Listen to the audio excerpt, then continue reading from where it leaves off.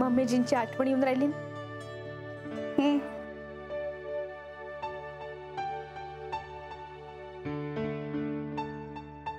पुढच्या वेळेस त्यांची आठवण आली ना का तडक इथे निघून यायचं. Yes ma'am.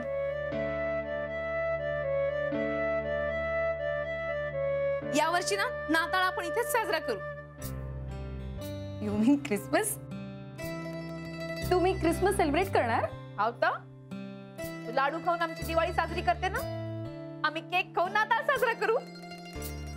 मॅम खूप मजा येईल. आणि आजकाल सगळेच एकमेकांचे फेस्टिवल सेलिब्रेट करतात ना. अगं चांगलंच राहते ना. प्रत्येकाच्या धर्मात जे जे चांगलं आहे ते घ्यावं, चांगलं घ्यावं, चांगलं द्यावं. वाईट कमी करण्यापेक्षा चांगलंच वाढवा ना.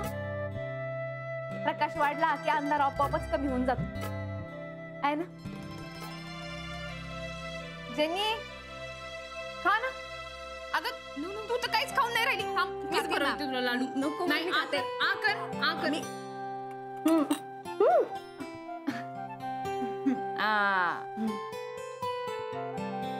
कसं झालंय? ऑसम.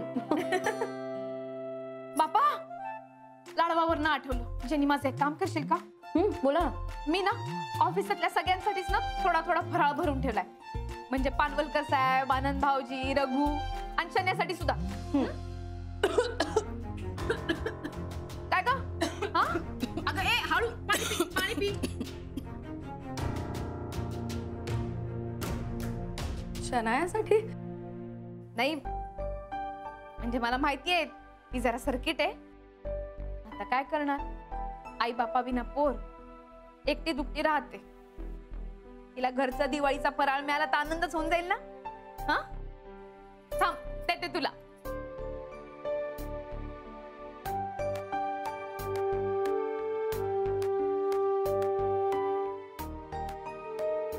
थांब तुला या डब्यात टाकून देते. हा अगं बैताडाचे शने आपण. हा मी तिला त्या दिवशी म्हंटल की तू आता खाऊनच जा, तर तिला फारच सवय बाई बाहेरचं खायची. राधिका मॅम शनायाचा किती विचार करतायत. तिची दिवाळी हॅपी व्हायला हवी म्हणून फराळ बांधून देत आहेत. बट शनाया ती त्यांच्याच आयुष्यात आग लावायला निघाली आहे. मॅम किती इनोसेंट आहे. कुणी इतकंही साधं असू नये. यांना सर आणि शनायाविषयी कळेल तेव्हा काय होईल मॅमचं? Oh God please save her. Doctor साहेब ठीक आहे ना सगळं? नाही काही काळजी करण्यासारखं नाही ना? राधिका जरा शांत हो. त्यांचं चेकअप तर होऊ दे पूर्ण.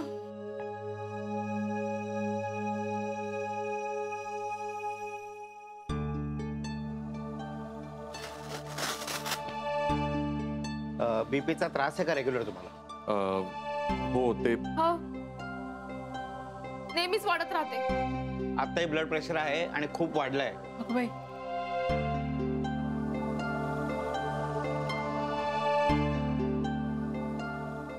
अहो म्हणूनच तुम्हाला घाम फुटलाय आणि चक्कर येते. तुम्ही कशाचा स्ट्रेस घेतलाय का हो?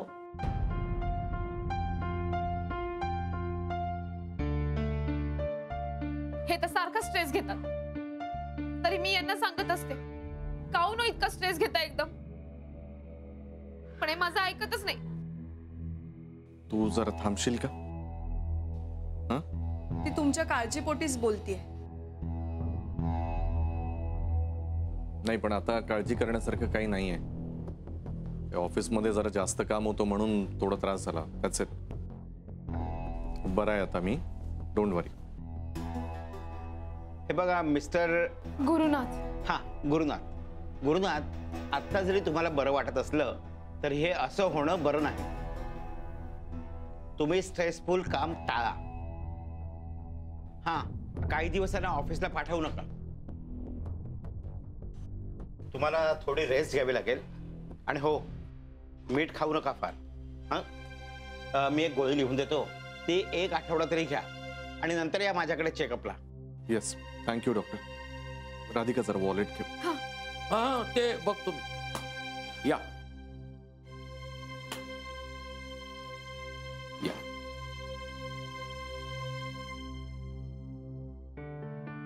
तरी मी नेहमी सांगते तुम्हाला, उगा सांगाच्या पोंग काम करत जाऊ नका म्हणून. काही नाही, सारखं काम काम काम आणि कामच. जीवाकडे दुर्लक्ष करायचं आणि पैशाच्या मागे लागायचं. ते काही नाही. आता पुढचे काही दिवस मी तुम्हाला ऑफिस मध्ये जाऊच द्यायची नाही. राधिका जरा शांत हो, त्यांची तब्येत बरी नाहीये. हो ना, म्हणूनच तर मला टेन्शन आलं एकदम.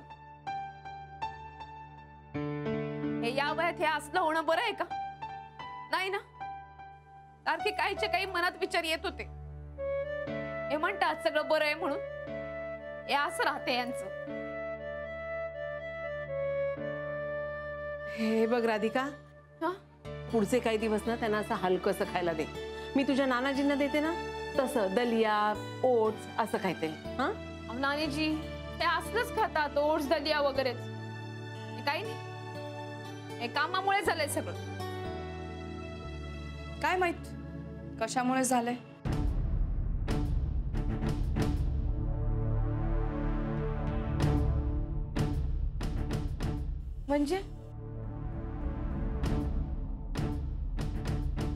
म्हणजे स्ट्रेसचं निश्चित कारण कळालं नाहीये म्हणून म्हणाल्या त्या.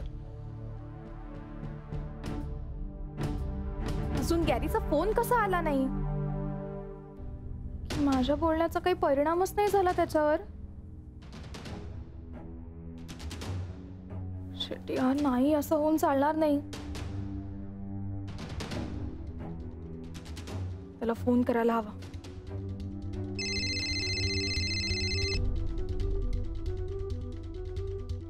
आओ, तो फोन बंद करा बरं, नाही तर आराम कसं होईल.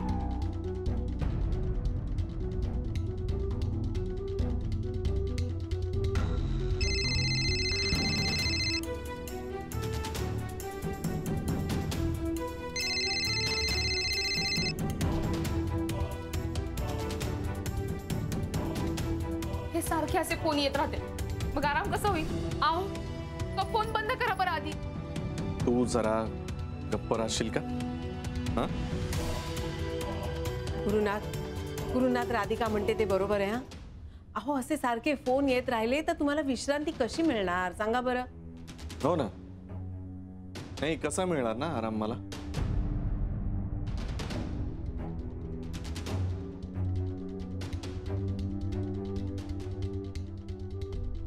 राधिका, आम्ही निघतो. काळजी घे यांची. काही हवं लागलं तर सांग. बरं येतो. हे बघ, रात्री अपरात्री गरज वाटली ना तरी हाक मार आम्हाला. जागेच आहोत आम्ही. हा, निघूया. काळजी नको करू. हो नानीजी.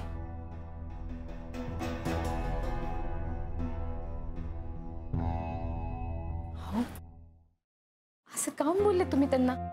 ते तर आपल्या मदतीसाठीच आले होते ना. मदत? काय गरज आहे मदतीची? हा? थोडासा त्रास झाला मला, जरा चक्कर आल्यासारखं झालं, दॅट्स इट. तू आपलं जाऊन सगळ्यांना बोलून आणलंस. काही गरज होती? तुझी ना हालत त्या पाठीवर पान पडलेल्या सशासारखी आहे. पळा पळा, जंगलाला आग लागली, जंगलाला आग लागली. तसंच आहे. जरा काही झालं मला की बघा माझा नवरा कसा करतोय, बघा माझा नवरा कसा करतोय. आता यांचं काही खरं नाही. हा, गेला माझा नवरा. कायच्या काही बोलता तुम्ही तर. मग जरा मॅच्युअर्ड सारखी वागत जा ना. अहो, हे असं काही झालं तर कुणाला असंच होईल ना. त्यात ते तुम्हाला झालं. तुम्हाला काही झालं ना तर मी शांत बसूच शकत नाही. तुम्ही मला सांगितल्याप्रमाणे डिवोर्स नोटीसचा हा मी ड्राफ्ट बनवून आणलाय. काय? डिवोर्स? हो, आणि त्यासाठी राधिकाच्या चारित्र्यावर शिंतोडे उडवले जाणार. तुझ्यासाठी एक सरप्राईज आहे. सरप्राईज आहे? राधिका वहिनींना हे कळालं तर त्यांच्या मनावर परिणाम होईल. ठरव. राधिका, गुरुनाथ, सुभेदार